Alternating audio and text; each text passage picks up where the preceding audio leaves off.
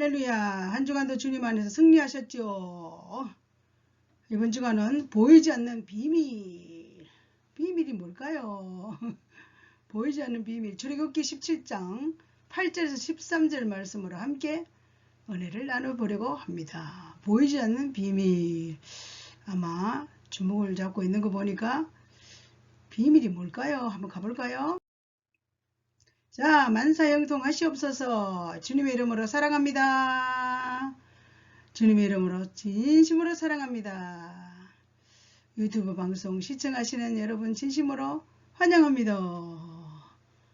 여러분의 삶에 놀라운 일들이 끊임없이 넘쳐나시기를 저는 늘 기도하고 있습니다. 여러분 위해서 너무너무 애절절절하게 절절절절하게 기도합니다. 제가 간구하고 기도한 모든 기도의 제목들이 여러분의 삶의 응답으로 열매 맺기를 주의 이름으로 축복합니다. 갑시다. 기도의 비밀입니다. 보이지 않는 비밀이란 것은 기도의 비밀. 이 모습 여러분 보면 알죠? 모세는 손을 번쩍 들고 있고 아론과 훌은 손을 팔을 붙들고 있고 이 모습만 봐도 오늘 어떤 내용이 여러분들의 영혼 속에 말씀으로 나갈지 벌써 알겠죠? 자, 갑시다.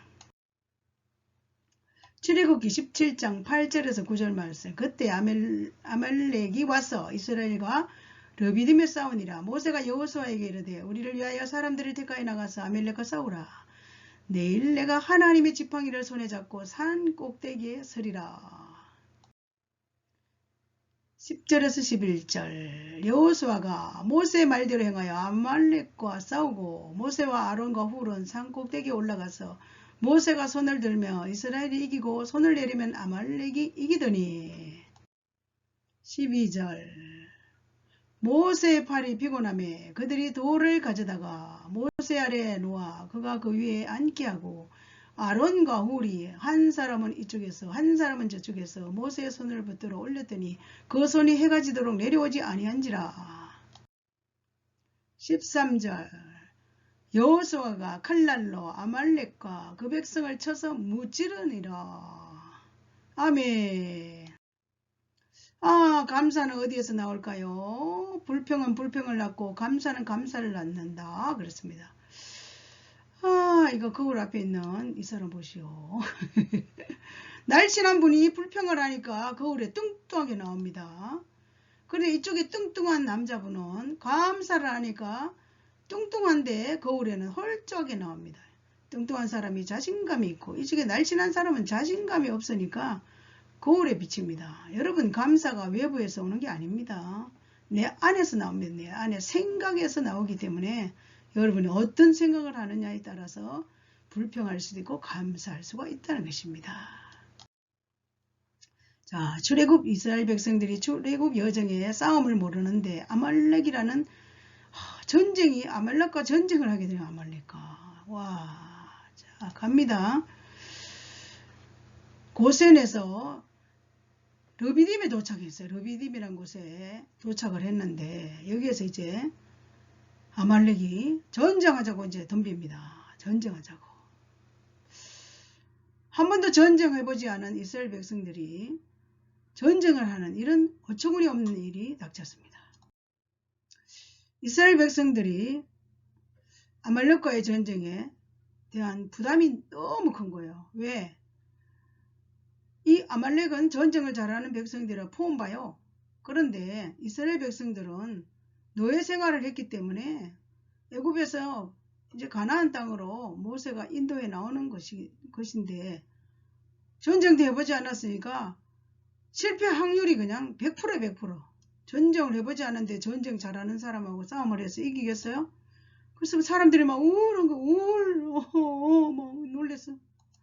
그리고 이제 살인에 대한 부담이 있는 거야. 어떻게 사람을 죽여? 사람을 죽일 수 있나? 이러한 부담감에 이스라엘 백성들이 벌벌 떨고 있는 이런 상황이었어요. 신명기 25장 17절에 18절. 너희는 애굽에서 나오는 길에 아말렉이 내게 행한 일을 기억하라. 곧 그들이 너를 길에서 만나 내가 피곤할 때 내 뒤에 떨어진 약한 자들을 쳤고 하나님을 두려워하지 아니하였느니라. 그러므로 내 하나님 여호와께서 내게 기업으로 주어 차지하게 하시는 땅에서 내 하나님 여호와께서 사방에 있는 모든 적군으로부터 내게 안식을 주실 때에 너는 천하에서 아말렉에 대한 기억을 지워버리라. 너는 잊지 말지라.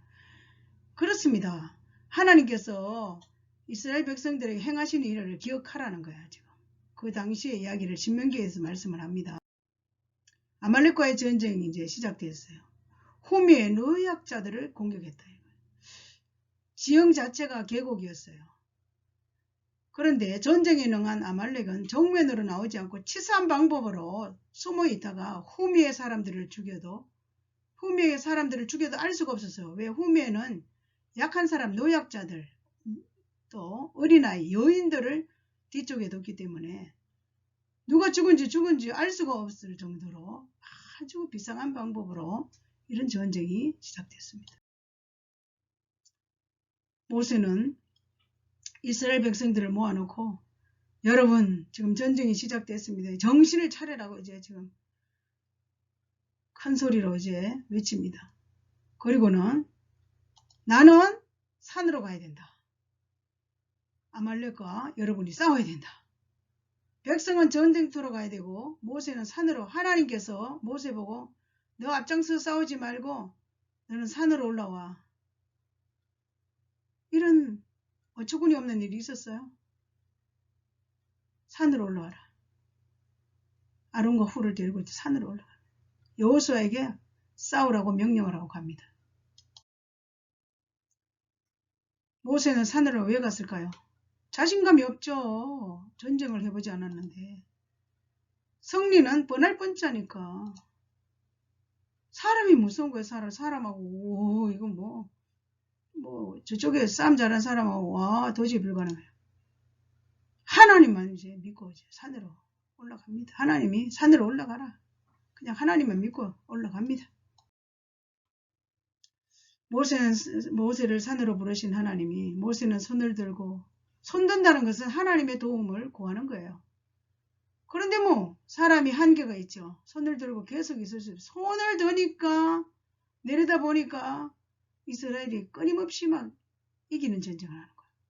팔이 아파서 손이 내려오니까 아말렉이 이기는 거예요. 그러니까 아론과 훌이 양쪽에 팔을 들고 있어서, 야, 하나님의 전술은 총칼이 아니라는 거. 하나님이 싸워 이기게 하는 이런 장면을 우리는 성경을 통해서 많이 알고 있습니다. 그림을 보면서 하면 쉬우니까요. 기도는 무기입니다. 상대를 제압하는 능력이 있습니다. 승리의 무기입니다. 힘들지만 응답될 때까지 해야 됩니다. 이 세상도 치열한 전쟁터. 우리를 향해서 교훈은 기도하라는 것입니다. 치열한 전쟁터니까. 포기하지 말아야 한다. 응답될 때까지 기도하며 살기를 원하십니다. 사랑하는 여러분, 기도해야 합니다. 이 세상이 전쟁터예요. 기도는 중노동이에요. 쉽지 않아요. 기도가 쉽다고요? 쉽지 않아요. 늘 기도의 삶을 사는 사람들은 근육이 기도로 무장되어 있기 때문에 쉽지만, 기도를 안 하다가, 우리 권사님도 코로나 때문에 기도 안 하시다가 이틀 새벽 기도 나오시니까 집에 하루 종일 누워 계셨대요. 우리가 육체적인 운동도 계속 해야만이 근육이, 그래서 운동을 해도 힘들지 않지만 동일합니다. 모세가 기도할 때는 인간의 한계를 느꼈습니다. 모세가 손 내리면 전쟁에서 지고 손을 들면 이깁니다. 아론과 훌이 팔이 내려오지 않도록 붙잡아 줍니다. 전쟁터에서 군사가 무기를 내려놓는 일은 없습니다. 기도 없이 살아가는 삶은 무기 없이 살아가는 전쟁터라는 것입니다. 사랑하는 여러분, 모세가 인간의 한계를 느꼈으면 기도할 때, 손 올라가면 이기고 내려오면 지고. 너무 신기하지 않습니까? 사랑하는 여러분, 기도 없이 살아가는 삶은 무기 없이 살아가는 전쟁터에서의, 여러분, 착각하면 안 된다는 것입니다. 가장 힘든 아말렉. 우리 이 세상을 살아가면서 가장 힘든 아말렉이 뭐 직장 상사입니까? 가족입니까? 사물, 여러분 성격입니까? 친구입니까? 캐피탈에 돈을 빌려가지고 빚 때문에 문제 있습니까? 시험이 앞에 가로막혔습니까? 가장 힘든 아말렉이 무엇입니까? 이 아말렉을 붙들고 기도해야 되죠. 이 아말렉은 약점을 공격한다니까요. 이스라엘 백성들의 후미에서 약한 자, 여인들, 노인네들을 죽이는 약점을 노립니다. 아말렉은. 뒤에서 공격하는 아말렉을 했잖아요. 기도가 부족하면 뒤에서 끊임없이 공격합니다. 이 사탄 마귀가 하는 짓이에요. 우리 약점을 계속 노리고 기도가 부족하면 그냥 무조건적으로 끊임없이 공격이 옵니다. 직장 상사가, 가족이, 성격이, 친구들이, 캐피탈, 돈 빌린 거 아무것도 아닌데도 또 시달리고 시험에 시달리고 시험에 들고. 어느 날 남편이 오랜만에 두 부부 교회를 다니다가 좀 싸움을 했나 봐요. 교회를 안 나갔어요. 그러다가 어느 날 남편이 에휴, 교회 가야지. 아이고 교회를 갔다 오더니 그냥 아내를 위해서 막 기도를 막 하는 거예요. 그래서 이 아내가 목사님 이번 주간에 무슨 설교를 하셨길래 우리 남편이 그렇게 열심히 집에 와서 기도를 하네요. 그러니까 목사님이 마태복음 5장 43절 44절에 원수를 위해 기도하라 이 말씀을 전했어요. 여러분 좌우간에 기도해야 합니다. 좀 재미있는 이야기지만 은혜 받았잖아요. 승리의 기쁨.